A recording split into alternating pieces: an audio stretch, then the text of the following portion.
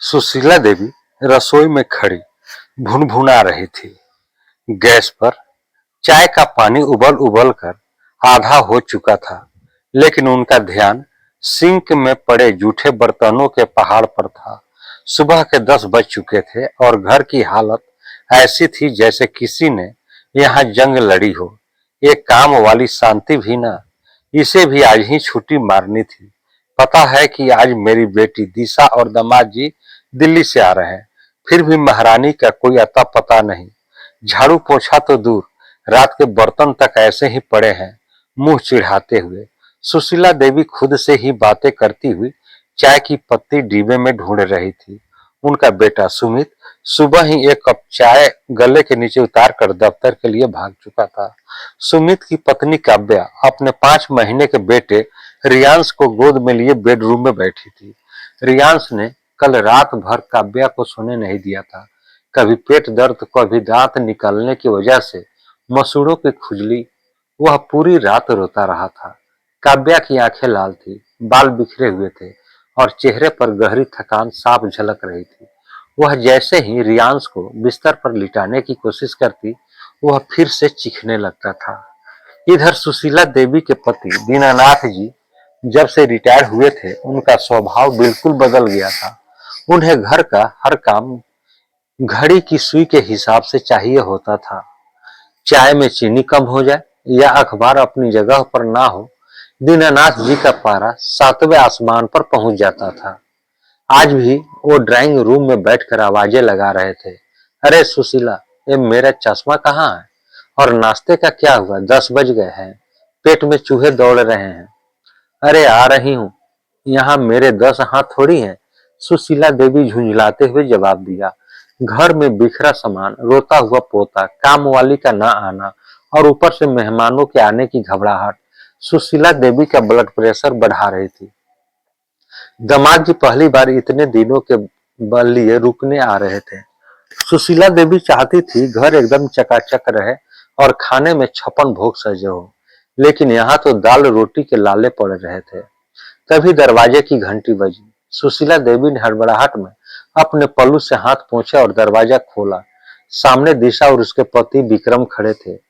दिशा के चेहरे पर मायके आने की वह चिर परिचित खुशी थी, जो हर शादीशुदा लड़की के चेहरे पर होती है। सरप्राइज माँ, हम थोड़ी जल्दी आ गए, दिशा ने चहकते हुए कहा और अपनी माँ के गले लग गई। विक्रम ने आगे बढ़कर सुशीला देवी के पैर छुए। खुश रहो बेटा, जीते रहो। सुशीला देवी ने आशीर्वाद तो दिया, लेकिन उनके चेहरे पर एक अजीब सी घबराहट और शर्मिंदगी थी। वो सोच रही थी कि दामाद जी इस बिखरे हुए घर को देखकर क्या सोचेंगे। दिशा की तेज नजरें घर के हालात भांप गई। सोफे पर कपड़े बिखरे थे, मेज पर कल रात के पानी के गिलास रखे थे और रसोई से जूठे बर्तन की गंध आ रही थी। अंदर कमरे से रियांश की रोने की आवाज लगातार आ रही थी। दिशा समझ गई कि आज माँ की सेना में कोई सैनिक नहीं है और सेनापति के पसीने छूट रहे हैं। अरे माँ, तुम इतनी परेशान क्यों लग रही हो? दिशा ने बैग एक तरफ रखते हुए पूछा। सुशीला देवी ने रुआंसी आवाज में कहा, क्या बताऊं दिशा, आज ही इस काम वाली को भी गायब होना था। घर देख कैसा कबाड़खाना बना हुआ है। काव्या का बच्चा रात भर रोता रहा है, वो बेचारी भी क्या करे, उसी में उलझी है। तुम्हारे पापा को नाश्ता चाहिए और मुझे समझ नहीं आ रहा कि मैं पहले क्या करूं। दामाद जी के सामने मेरी तो नाक ही कट गई। दिशा जोर से हंस पड़ी। माँ, तुम भी ना, विक्रम कोई बाहर वाले थोड़े ही हैं और नाक कटने वाली क्या बात है। ये घर है, कोई म्यूजियम थोड़ी, जहाँ सब कुछ हमेशा अपनी जगह पर सजा रहे। विक्रम ने मुस्कुराते हुए कहा, हाँ माँ जी, दिशा बिल्कुल सही कह रही है। आप अपना तनाव कम कीजिए, हम लोग तो घर ही के हैं। सुशीला देवी ने विक्रम को सोफे पर बैठाया और बोली, तुम बैठो बेटा, मैं अभी तुम्हारे लिए चाय नाश्ता लाती हूँ। जैसे ही सुशीला देवी रसोई की तरफ मुड़ी, दिशा ने अपना पर्स मेज पर फेंका, अपनी कुर्ती की आस्तीनें ऊपर चढ़ाई और रसोई में घुस गई। चल माँ, तू आटा गूंथ, मैं तब तक ये बर्तन निपटा देती हूँ। दिशा ने सिंक की तरफ बढ़ते हुए कहा। सुशीला देवी ने दिशा का हाथ पकड़ लिया। अरे पागल हो गई है क्या? तू 2 दिन के लिए मायके आई है, आराम करने आई है, यहाँ बर्तन खींचने। तू मेहमान है हमारे घर की, चल बाहर बैठ विक्रम के साथ। दिशा ने अपनी माँ का हाथ प्यार से छिटकते हुए कहा, मेहमान, माँ शादी होने से क्या मेरी इस घर से हिस्सेदारी खत्म हो गई? कल तक जब मैं इस घर में थी तब तो तुम मुझे सुबह उठते ही झाड़ू थमा देती थी और कहती थी कि काम सीख ले, वरना ससुराल वाले ताने मारेंगे। तब तो मैं मेहमान नहीं थी। आज जब तेरे पैरों में दर्द है, घर बिखरा हुआ है, तो मैं बाहर बैठकर रानी की तरह चाय कैसे पी सकती हूँ? मायके की चौखट पार करने का मतलब ये नहीं होता कि बेटी का अपने घर पर हक और अपनी माँ के प्रति जिम्मेदारी खत्म हो गई। सुशीला देवी दिशा का मुंह देखती रह गई। दिशा ने बिना वक्त जाया किए बर्तन धोने शुरू कर दिए। और हाँ माँ, दिशा ने बर्तन मलते हुए कहा, काव्या भाभी की भी गलती नहीं है। जब मैं विक्रम की भतीजी को 2 घंटे संभालती हूँ तो मेरी कमर टूट जाती है। भाभी तो रियांश को रात दिन संभाल रही है, उन्हें रोबोट मत समझो। बर्तन धोने के बाद दिशा सीधे काव्या के कमरे में गई। काव्या रोते हुए रियांश को थपकी दे रही थी। उसकी अपनी आंखों से भी आंसू गिर रहे थे। उसे इस बात की गिल्ट थी कि ननद और दामाद आए हैं और वो बाहर जाकर उनका स्वागत भी नहीं कर पा रही है। भाभी, दिशा ने कमरे में कदम रखते हुए पुकारा। काव्या ने हड़बड़ाकर पल्लू सही किया और आंसू पोंछते हुए बोली, अरे दिशा, तुम कब आई? मुझे माफ करना, ये रियांश इतना रो रहा है कि मैं बाहर ही नहीं आ पाई। घर भी पूरा बिखरा पड़ा है। मम्मी जी को कितना बुरा लग रहा होगा। दिशा ने आगे बढ़कर काव्या के माथे को चूमा और रियांश को अपनी गोद में ले लिया। भाभी, कोई माफी वाफी नहीं, ये लो मेरा भतीजा मुझे दो, मैं इसे संभालती हूँ। तुम चुपचाप चादर ओढ़ो और 2 घंटे के लिए सो जाओ। तुम्हारी आंखों के नीचे के काले घेरे बता रहे हैं कि तुमने कई रातों से नींद पूरी नहीं की है। लेकिन दिशा, बाहर विक्रम जी, काव्या ने झिझकते हुए कहा, उनका तुम टेंशन मत लो, वो कोई वीआईपी नहीं है, तुम्हारे छोटे भाई जैसे हैं। तुम सो जाओ बस। दिशा ने रियांश को पुचकारा, जो अपनी बुआ की गोद में जाकर अचानक शांत हो गया था और उसे लेकर बाहर आ गई। बाहर का नजारा देखकर दिशा हैरान रह गई। विक्रम, जो अक्सर घर के कामों में दिशा की मदद करता था, यहाँ भी चुप नहीं बैठा था। उसने दीनानाथ जी का चश्मा ढूंढकर उन्हें दे दिया था और अब वो सेंटर टेबल को साफ करके उस पर करीने से अखबार रख रहा था। दीनानाथ जी अपने दामाद को घर का काम करते देख थोड़े असहज हो रहे थे।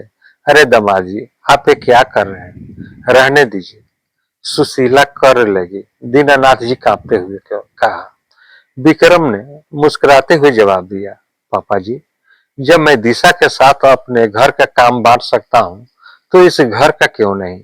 ये भी तो मेरा ही घर है। माँ जी अकेली परेशान हो रही थी, थोड़ा हाथ बटा दिया तो क्या हर्ज है?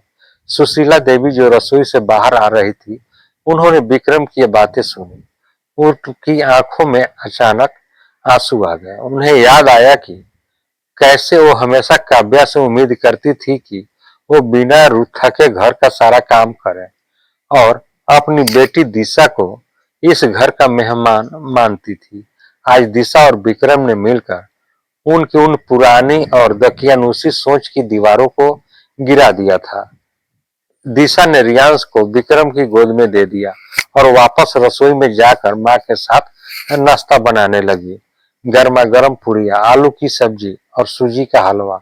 आधे घंटे के अंदर रसोई से उठती खुशबू ने पूरे घर का माहौल बदल दिया। 2 घंटे बाद जब काव्या नींद पूरी करके बाहर आई तो उसने देखा कि घर एकदम साफ सुथरा था। मेज पर नाश्ता सजा हुआ था। दीनानाथ जी अपने दामाद विक्रम के साथ बैठकर हंसते हुए पुरानी राजनीति की बातें कर रहे थे और विक्रम की गोद में रियांश मजे से खेल रहा था। सुशीला देवी और दिशा रसोई में चाय छान रही थी। काव्या की आंखों में पानी आ गया। सुशीला देवी ने काव्या को देखा तो आगे बढ़कर आई और उसे गले लगा लिया। सो गई थी ना ठीक से बहू? दिशा ने आज मेरी आंखें खोल दी। मुझे माफ कर दे बेटा, मैं एक सास बनकर तेरे दर्द को समझ ही नहीं पाई। मुझे सिर्फ अपने घर की फिक्र थी, तेरी सेहत की नहीं। काव्या ने सुशीला देवी के पैर छुए और बोली, माँ जी आप ये क्या कह रही हैं, आप तो मेरी माँ जैसी हैं। दिशा ने पीछे से आकर दोनों को चिढ़ाया। वाह भाई, यहाँ तो सास बहू का मिलन समारोह चल रहा है और मुझे कोई पूछ ही नहीं रहा। सब हंस पड़े। दीनानाथ जी ने कहा, बेटी तूने आज सच में साबित कर दिया कि बेटियां कभी पराई नहीं होती। वो चाहे कितनी भी दूर चली जाए, उनका दिल की जड़ें हमेशा मायके की मिट्टी में ही रहती है। उस दिन उस घर में ना कोई काम वाली थी, ना कोई मेहमान। वहां सिर्फ एक परिवार था जिसने एक दूसरे की थकान को समझा, एक दूसरे के हिस्से का काम बांटा और उस घर को एक मकान से बदलकर सचमुच का घर बना दिया। मायके की वो चौखट जो अक्सर बेटियों को मेहमान होने का एहसास कराती है, आज दिशा के लिए अपनेपन का सबसे बड़ा प्रतीक बन गई थी। अगर इस कहानी ने आपके दिल को छुआ तो लाइक, कमेंट और शेयर करें। अगर इस पेज पर पहली बार आए हैं तो ऐसे ही मार्मिक कहानियां पढ़ने के लिए पेज को फॉलो करें। धन्यवाद। अब हम लोग अगले कहानी के साथ फिर से मिलते हैं। तब तक के लिए जय हिंद, जय भारत।